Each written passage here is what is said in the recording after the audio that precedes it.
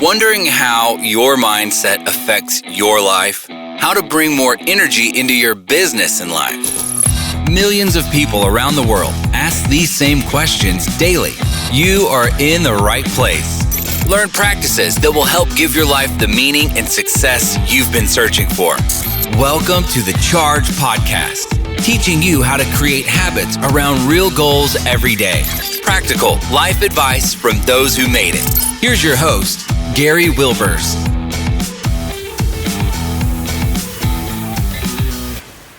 Welcome, Chargers. We're glad to have you back again this week for another great podcast. I love bringing you different guests that have different viewpoints, and really, how can you learn from what their expertise is? That becomes the key, because you're each Chargers, but the challenge is you don't have time to look in each one of these subjects yourself. So today, I think we've got an interesting guest that can really help you, because I know it's a tool that you use, and then I know everyone has one. So we'll tell you a little bit about why this is so important to you as we get started. But today our guest is Jon Schram. He's an IT support expert and the founder and CEO of the Purple Guys, a tech company that has grown since 2001 to become the Midwest premier provider of IT support services. The Purple Guys is a fast-growing 7-digit business that has helped hundreds of companies grow by solving their IT problems and providing them with stress-free, bulletproof tech support. Jon and his wife, Jill, have 3 children and have founded 2 businesses together. Jon, it is great to have you on the Charge Podcast. Welcome. Thanks for having me on. Excited to be here. Well, we're so excited to hear about this. And like I said, everyone, now that they know that you're in IT support, they know we all have computers. And that's the thing, is we have to realize, how do we work through those? But before we get there, Jon, if you would you share with me a little bit of the story? Because I love hearing entrepreneur stories. And you said you started 2 different businesses with your wife. Yes. How did you get into the IT support business? And maybe there's a story before that in the first business that grew into that. So just share me how you became an entrepreneur. So the brief side of the story, and it can be a story all by itself. So I describe myself as an unintentional serial entrepreneur. Okay. The unintentional part is I was not very good at picking partners. And I've gotten better at it. And I think there's a lot of entrepreneurs that have had that same experience. I do some coaching, and I can tell you that's true. Yes. So, but always liked to kind of do my own thing, have a bit of a creative bent. Got an engineering degree from school, and then realized I don't want to be kind of just an engineer. So I took a consulting role with what was Price Waterhouse at the time. So it was before Price Waterhouse merged with Cooper's, and did a bunch of project work, had a lot of fun.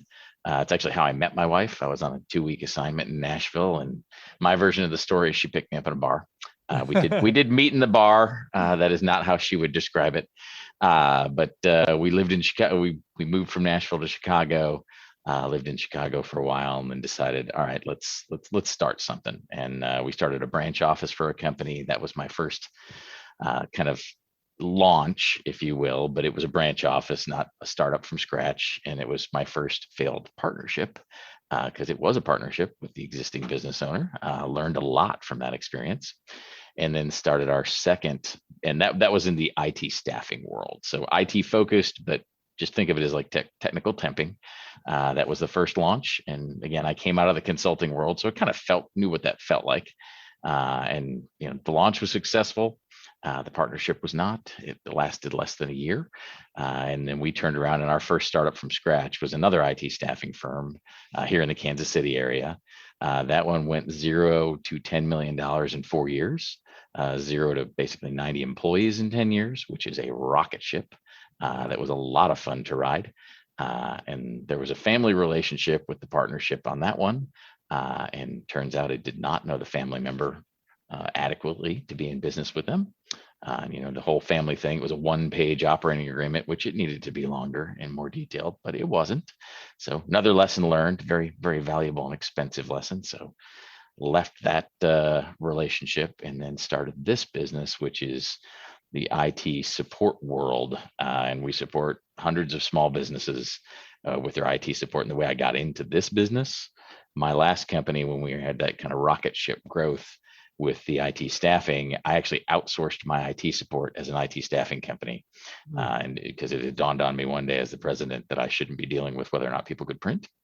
And so I just, found it was two guys that would come in on a temporary basis and keep the computer stuff up and running. So that was my introduction to this industry. And then when we launched the business, I bought their company, but I really gave them a permanent employment, and it's grown from there. So that was in 2001, and we have grown considerably since 2001 to now. We begin support hundreds of businesses, but I was a customer of the service before I was a provider of the service. So that's how I got to where I am today. And I've had partners in and out of the Purple guys, so I've learned how to do that well. And I'm excited for what the future holds. Yeah. Well, thank you for sharing that, because I think sometimes it helps people to understand the journey. And for people that do listen to the podcast and they want to own a business, the challenge they think is, well, it just all happens, and there's always a road, that takes. And I've seen that multiple times. And I tell people all the time, especially when you're looking at a partnership, make sure you have a good operating agreement, as you mentioned, because if you don't, when you're first getting started, of course, it's kind of like a marriage. Oh, it's very much like a marriage. So you're in a honeymoon stage because you're excited about it. My first business was called Tubs of Fun, and I had a partner in that. And, you have to realize that something may change. Yeah. Well, and if you don't have the paperwork and the documentation and the understanding with each other, then it could create real challenges. So I think it's great to be able to share that story. Yeah. John, share with me, you kind of told us how you got into the IT support side of it there, but what do you see are some of those challenges? Because now you've built several multi-million-dollar businesses, but when you think about the IT services company, what's some of those challenges that you see as people are kind of building a multi-million-dollar business? Well, I think everybody deals with the people constraint. So finding good people. I mean, we're a service business, so we have people that answer the phone and work on the technology. And I think that's actually one of the things that sets us apart and has allowed us to grow is we hire people that are very, very focused on customer service and talking to people, but they also have to have the technical expertise to actually make the technical stuff work. So the constraint that we have, and I think a lot of small businesses have, is finding those people that fit with your culture, fit with the services that you provide. How do you hire them? Where do you find them? And for us, we are a people intensive business. As we add, more small businesses that we support, there's more demand, more calls are going to come in. So you've basically got to have more people ready to answer the phone. That's probably our biggest constraint. We've been lucky from a marketing and branding perspective, because that's the other side of it. You got to find customers and you got to find people to support the customers. Right. We're actually pretty good at finding the customers. It's finding the people to keep up with the growth has been our biggest challenge over the years. So with your company, if you don't mind me asking, do you have everyone based in one office, and with the pandemic and everything that's going on, or are some of your folks remote? How have you kind of handled that, not only with the pandemic, but even before that, to be able to find those right people? How did you decide to kind of structure the company? So pre-pandemic, everybody was in one office here in Kansas City. Now we do have another location in St. Louis. So we had a couple of folks in St. Louis. We actually still have a couple of folks in St. Louis. But it was one office, it's kind of a call center where there's folks here sitting in cubes and collaborating and answering the phone. And then we got another part of the team that goes out and about and does the stuff on site. But the pre-pandemic, it was, recruit from the local market, bring the people in, and, part of that worked really well because they could collaborate with one another, because every tech issue, there's some commonalities, but there's so many moving parts in the tech world. There's not one person that can know everything about everything. It's just absolutely impossible. Yeah. So that collaboration actually helped, and being in one office helped. Now, fast forward through 2020, we, like everybody else, learned to work remotely, at least for a part of the time. We've got part of the people back in the office now, but at least half of our staff, so 50%, is still essentially working from home. And what we figured out is we can do pretty much the same collaboration leveraging the technical tools that we put in place for ourselves and our customers. And for us, that's the Microsoft Teams platform. But we can actually accomplish that same camaraderie and collaboration being distributed. And a lot of our customers have seen the same thing. So as far as what does the future hold, being able to hire people in other markets, not being constrained by that geography, I totally see as an option. Now, how do you integrate them initially? I haven't figured out that one, because there's a culture and a fit Yep. to how we do what we do. So I'm not exactly sure. Do we just fly them into Kansas City for the first month just so they get kind of dunked in the purple culture, and then they can kind of go back home and be remote? And is that a quarterly touch? Bring them back in. That part I don't know. But what we have figured out is we can be as productive, if not even slightly more productive, when we're distributed than when we're all under the same roof. I appreciate you sharing that, because I know there's other people having those challenges right now. Yeah. And it's how am I going to, and I think the point you brought is there's multiple pieces to look at. You found out that you can do the work remotely, but now we have to think through the other pieces that go with that. Yeah. Because if you want that same customer service came across, and your purple, probably philosophies that you have that comes through from the purple guys, how do we incorporate that in the organization if they're remote at that time? So there's a lot to think about it. I guess one of the questions I'm always curious about, in the IT business, of course, with your outsourcing IT, is that support still necessary with everything going to cloud-based services? Oh, it's absolutely necessary. The help desk function, hey, I'm having a problem with this thing, in my opinion, is never going to go away, because technology keeps changing. So it's slow today is still always going to be a question. And whether we can fix it's slow today or not is a different answer. But people are still going to have performance issues. They're going to have connectivity issues. They're going to have issues getting logged in. That functionality of having that technical person and resource that you can call with those questions, I don't see that ever going away. The back end stuff, so the other side of our business that the end user population doesn't actually see, that's changed dramatically. So taking care of stuff inside of their four walls, physical servers, physical backups, that has changed as we've moved stuff to the cloud. But the functionality that used to live inside of their four walls, in some cases, it entirely just gets forklifted to the cloud, and it's a private cloud, but they've really got that same recreated private environment out there in the cloud, and it still has to be maintained and backed up. And then there's other companies, and this has become more the norm for us as we're doing projects. They can take what used to be physical centralized infrastructure and now distribute it in the cloud. So one application's over here, one application's over there, but those applications still have to talk to one another, and there's still security wrapped around it. There's still where is my data? Is it actually backed up? How do I know it's being backed up? If I need to move it from one application to the other, how do I do that? So maintaining my flexibility. All of those things still exist, and in some cases are even more technically complex to support when they're out in the cloud. But the great part about the cloud is it gives you flexibility, and it creates you're not limited by geography. You can kind of go anywhere, and as long as you get a fast connection to the cloud, you can be as productive anywhere. But the need for our services is definitely not going away with what the cloud brings. It changes some of the back end, but the general end user support stays there. Well, kind of to build off of that and what we talked about earlier with the pandemic.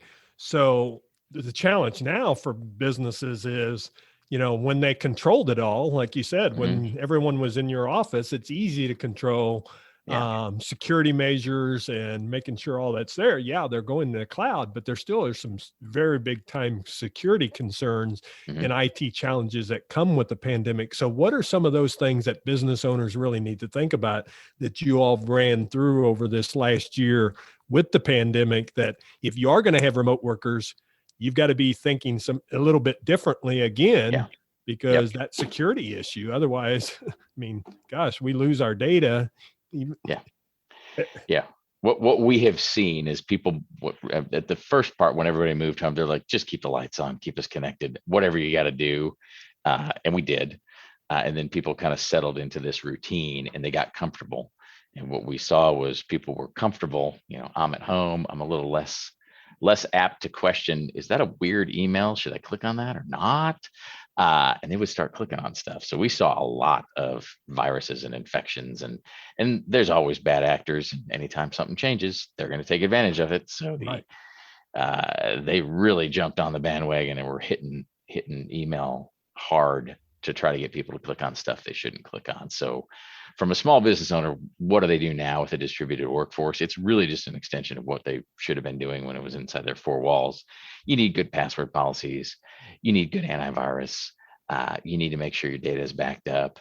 What I tell people is they should have been training their folks on what to look for to try to avoid the security hits as much as possible, because your people are your first and last line of defense. So if they can recognize, hey, I probably shouldn't click on that, and this is how I figure that out, you hover over the link to see where it really goes. And if you still don't know, pick up the phone and call. Did you send this to me? Am I really supposed to wire transfer $20,000? It kind of blows my mind how many people do wire transfers. I didn't even know that was that common of a thing. But a lot of people do. And some of those, they look totally legit. But again, it's that training side of how do you recognize? And I would say if there's one big gap that we noticed, was people weren't training their staff on how to recognize potentially malicious things, whether that's an email or a text or some weird thing that's happening on a website. And there's very affordable training out there, and it's not a do it once and it's done, because Right. it almost changes daily in terms of what new type of attack is out there. But just creating that general awareness is a big deal from a security perspective. And then the other kind of total no-brainer is two-factor authentication. And most people have experienced this at some point now. And yes, it's a pain, and it's meant to be a pain. Almost everything that's security related makes it a little bit more cumbersome to get into stuff. But it's you type in a user ID and a password in whatever application, and it doesn't actually let you in until you confirm with a code from your phone or some other second factor. That's why it's called two-factor, to get in. And the reason that's effective is if your user ID and your password get compromised, which they can, and that's what a lot of those hacks are. The hack comes in and gets a whole database of user ID and passwords. And if that's all it takes to get into your stuff, then the bad guys can now get into your stuff. But if there's that second level of, all right, I'm a bad guy sitting in Ukraine somewhere and I'm typing in your credentials and it says, great, enter the code from your phone, I'm done. I can't get in. Like, I don't have the code. I don't have your phone. That's why you want to set it up. And yes, you have to have your phone with you when you log into your applications. But that's another, in my opinion, a total no-brainer. Turn two-factor on any place it can be turned on. Train your people on what to look for. Those are really the two things. Yeah, appreciate you sharing that, because I think business owners really have to think about that now, especially, had to think about it always, but now it's really kind of heightened it even more, because you've got to have that security in. And then I loved what you talked about training, because I get that all the time, because I do some training too, and do it more in leadership. And it's about continuous training. It's not a one-time thing. It's about continuous, and it doesn't matter if it's IT or other things. How can you continually share that message with them in each one of those areas? Kind of curious, because as I see your business and some of the information I got on you, went on your website and did some research. And of course, the company name is the Purple Guys. And right now we're on video, so I can see him. You all can't, because you're just hearing the audio, but he's got a purple screen behind him. And you kind of went to these colors, and even with your person, your logo is kind of a character. Mm-hmm. Why, I guess, is one of the questions I want to ask. And then how has it impacted your business? So where did Purple Guys come from? So 20 years ago, when we started the business, it was not called Purple Guys. It did have a purple logo. Okay. And my one good marketing idea I've ever had is like, we have pens that write in purple ink, and we hand them out, and people are like, oh, that's the coolest thing. So I like the purple pens, but we actually did not use the color for anything other than the pens and the logo when we first started. And 20 years ago, to do what we do, you had to do almost everything on site. The whole remote world and remote tools didn't really exist back then. So we were on site tech support. And kind of on a whim one day decided, all right, we're going to have we had logoed shirts, but they weren't really a standard color or uniform, and decided, all right, we're getting the corporate color, and those are going to be the shirts. So I got everybody purple shirts, And we started going on site in purple shirts, and they're like, "Hey, the purple guys are here," which was, and I was originally resistant to that. I'm like, that sounds silly. But I will tell you, we decided to adopt it as our brand. We became the purple guys, and I've gone completely off the deep end.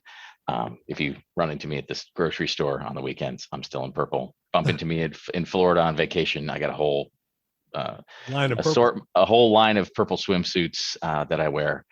So I'm a little bit to the extreme, but the bottom line is our customers named us, and if they can name you, they can remember it. And so what has that led to is, in the small business world, and I said we're kind of good at the sales and marketing side. It's mostly accidental. I would like to take credit for it, but I didn't come up with the name. And for us, and I probably a lot of small businesses out there, it's how do you get somebody's attention? How do you get them to remember you? Yep. So this is it's an accidental brand, but it's really memorable. So I meet somebody, and 6 months later, if they've got a computer issue, they won't remember my name. I guarantee that. But they'll remember that purple guy. He said something about purple, and you Google purple computer support, we're the only thing that comes up. So you can find us, you can remember us. And then we added the characters a few years ago. So, and what the characters do, it takes the stigma or the scariness out of IT. I mean, they're kind of fun little cartoony characters or little cartoony monsters. And for some people, technology is totally intimidating. Right. So this takes that intimidation factor away. And again, the way we provide support in the customer service side of things, we don't want to be intimidating. We want to be friendly. So the characters have just allowed us to tell that story differently. And again, the purple makes it memorable. The characters stick in your head, and we've got some that are animated and tell a little story. And you can do a lot of fun stuff with cartoon characters. And we've got a whole family of characters. We've got male, female. We've got ninjas. We got a little guru. So we've got a bookworm. We got so it's you can do a lot of fun stuff with that. But at the end of the day, it makes the cash register ring because it makes people remember you, and then they call. And all we want is an opportunity to earn their business. The next time they're frustrated with tech support, we just want them to reach out and say, "Hey, can you guys help?" And we can't always help. We're not a fit for everybody, but we're a fit for a lot of people.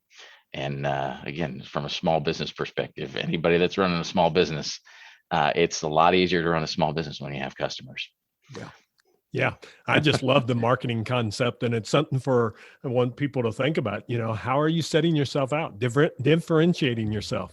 The marketplace is crowded. It's hard, and if you're just a IT support company with some name behind that, then you just fall into that regular crowd.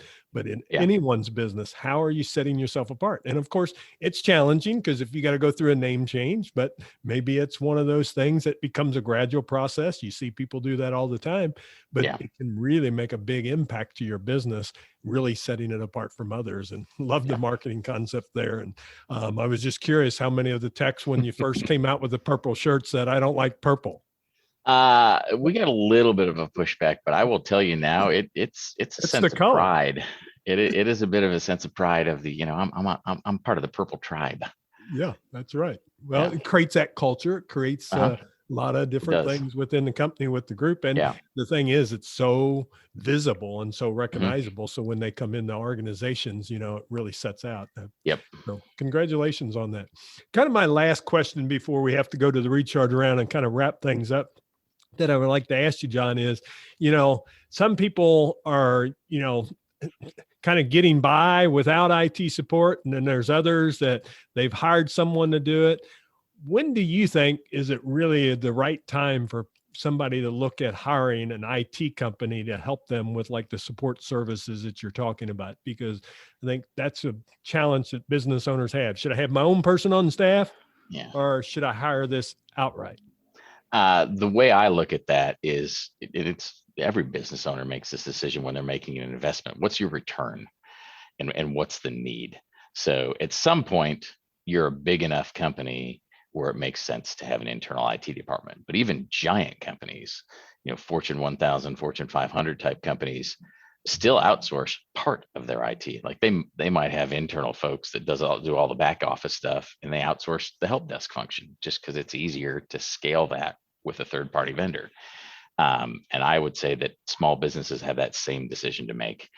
I can't really think of a small business that doesn't need technology to run these days. There might be one out there, but pretty much everybody is dependent on being connected, being visible in some way on the web, and interacting electronically with the rest of the world. So there's a need. What I see is they will do it on a shoestring. And again, that's the reality of running a small business. You get to wear a ton of hats.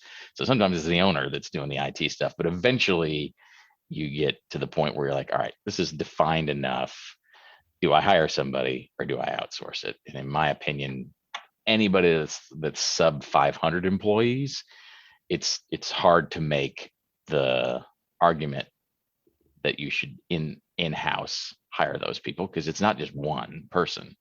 And again, you get down into that 20 to 60, 20 to 100 employees, it's really hard to cost justify a full-time person because of the fact that there's the salary, there's the benefits, and they get sick and they take a vacation. Like, they have a life.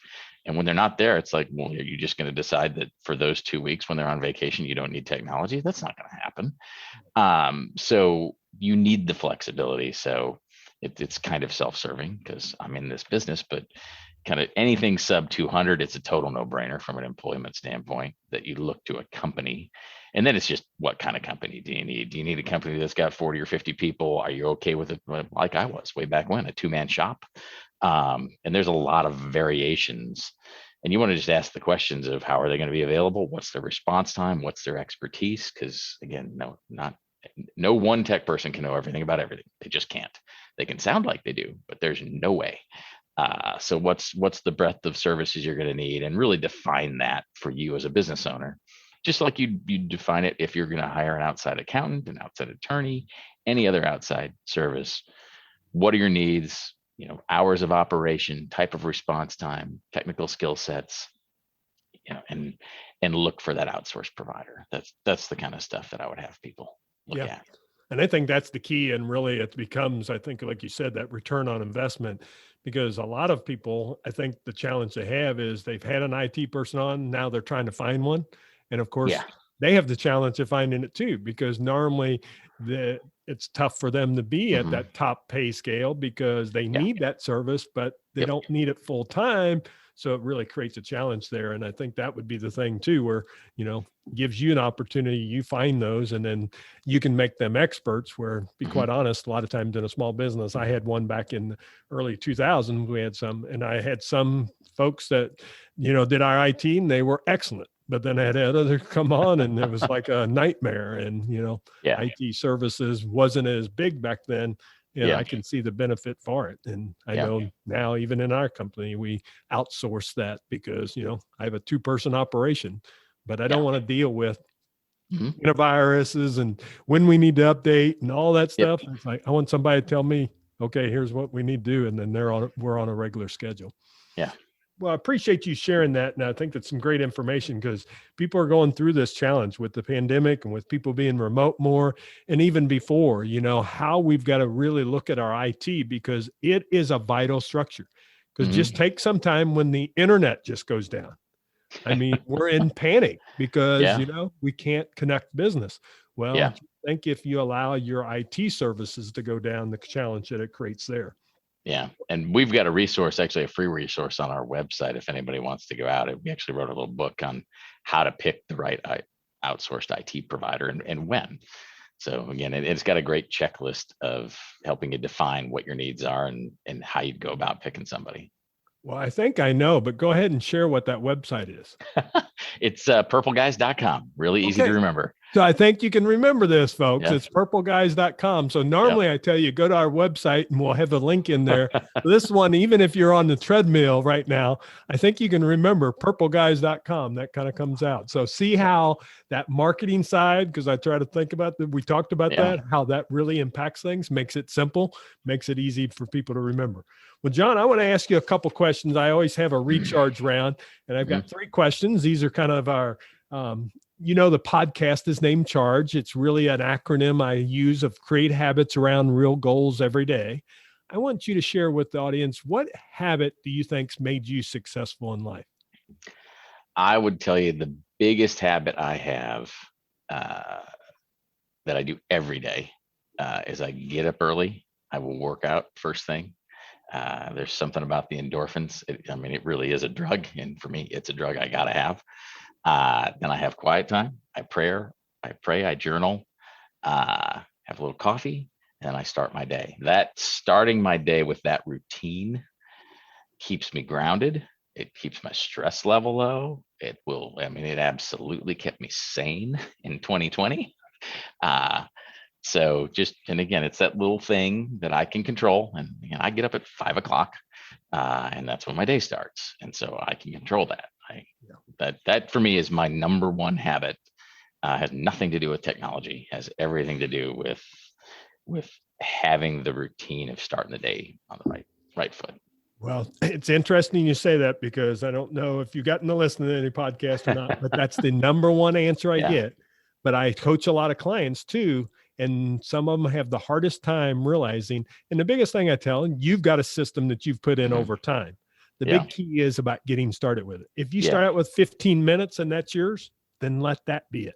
And then you can always grow it to be what Jon has. Same way I've got this morning. I was, I did my quiet time first and some of my script prayer time and a little bit of business reading. And then I went to exercise, and then I have some of that focus time there, but create it how you want. And then the big thing is experiment, because you won't know when you first start. And I will tell you, my morning routine could never be my wife's morning routine.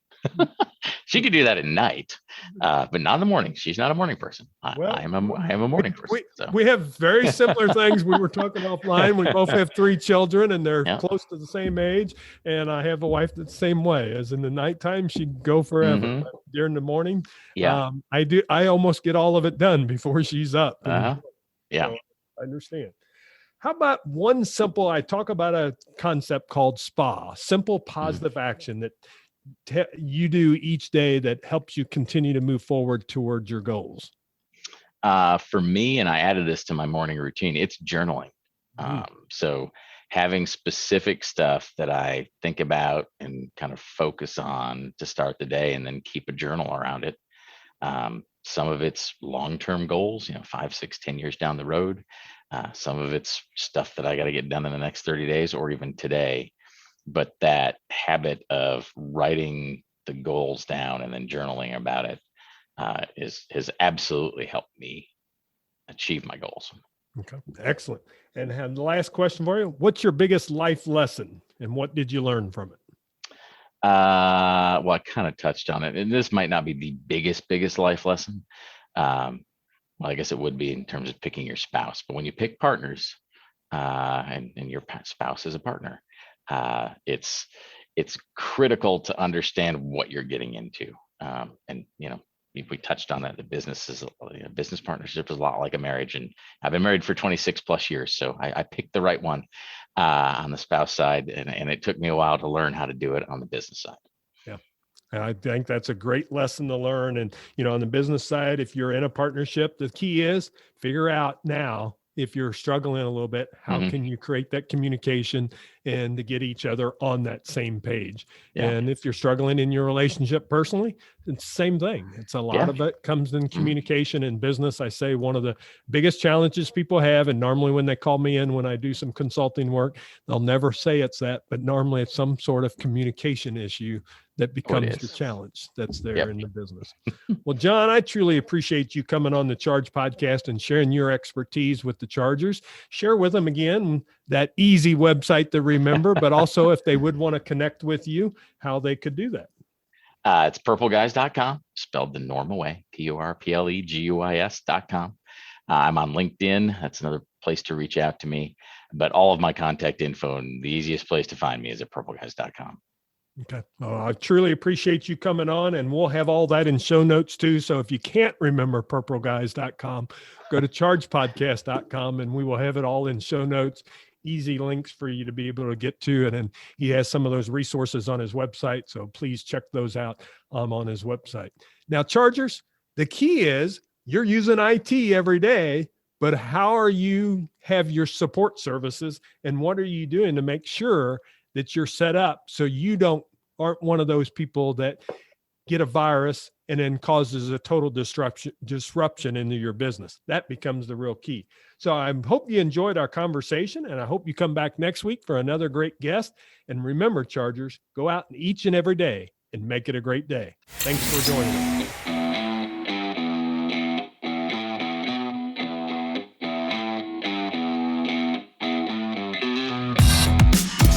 This podcast is ended, but your life doesn't just stop. To continue your inspiring journey, head over to chargepodcast.com and access all the tools and resources mentioned on today's show. If you enjoyed this episode, consider sharing with somebody who may also benefit from the advice provided. That's chargepodcast.com.